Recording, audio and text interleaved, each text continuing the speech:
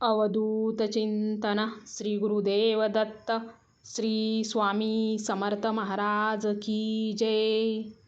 आजचा दिवस तुम्हाला शुभ जावो हीच मी स्वामीचरणी प्रार्थना करते आणि आजच्या नवीन व्हिडिओला सुरुवात करते. आज आहे श्री स्वामी चरित्र पारायण यामधील अध्याय 9वा. ही आपली 21 दिवसांची स्वामींची सेवा आहे. या अध्यायामध्ये शंकररावांना आरोग्य प्राप्ती झालेली आहे. श्री स्वामी समर्थ. श्री गणेशाय नमः. घरोघरी स्वामी कीर्तने, नित्य होती ब्राह्मण भोजने, स्वामी नामाची जप ध्याने, अखंडित चालती, दिगंतरी गाजली ख्याती, कामना धरोनी चित्ती, बहुत लोक दर्शना येती, अक्कलकोट नगरात. ब्राह्मण क्षत्रिय वैशाधिक, शूद्र आणि अनामिक, पारसी यवन भाविक, दर्शना येती धावोनी. यात्रेची गर्दी भारी, सदा आनंदमय नगरी, साधू संत ब्रह्मचारी, फकीर संन्यासी येती पै.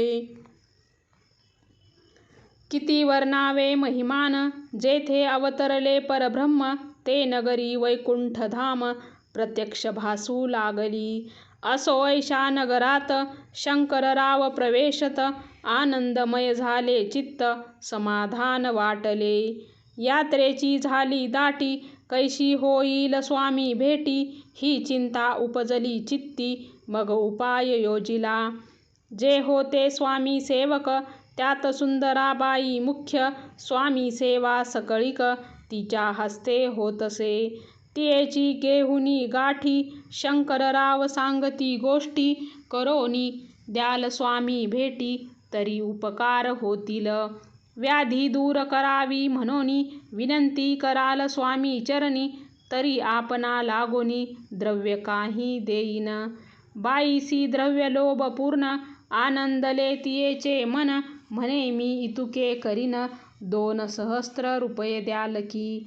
ते म्हणती बाईसी, इतुके कार्य जरी करीशी, तरी 10 सहस्त्र रुपयांसी देईन सत्य वचन हे. बाई विस्मित झाली अंतरी, ती म्हणे हे सत्य जरी, तरी उदक होऊनी करी, संकल्प आपण सोडावा. शंकरराव तैसे करीती, बाई आनंदली चित्ती, म्हणे मी प्रार्थोनिया स्वामी प्रती, कार्य आपुले करीन. मग एके दिवशी यती, बैसले होते आनंद व्रती, शंकरराव दर्शन घेती, भावचित्ती विशेष. बाई स्वामीसी बोले वचन, हे ग्रहस्थ थोर कुलीन, परिपूर्व कर्मे या लागून, ब्रह्मसंबंध पीडितो. तरी आता कृपा करोनी, मुक्त करावे व्याधी पासूनी, ऐसे ऐकता वरदानी, समर्थ तेथोनी उठले. चालले गावा बाहेरी, आले शेकुनुराचे दर्ग्यावरी, शंकररावही बरोबरी, त्या स्थळी पातले. यवन स्मशान भूमीत, आले यतिराज त्वरित, एका नूतन खाचेत, निजले छाटी टाकोनी.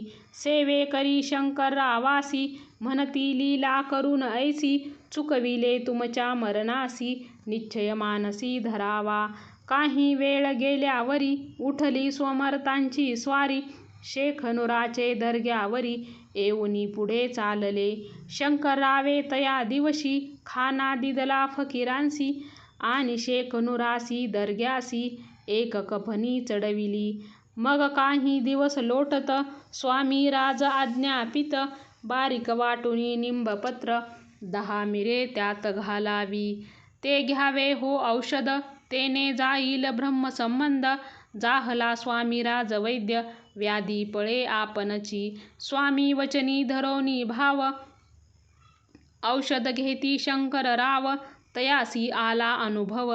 10 दिवस लोटले, प्रकृतीसी आराम पडला, राव गेले स्वनगराला. काही मास लोटता तयाला, ब्रह्मसंबंधे सोडिले.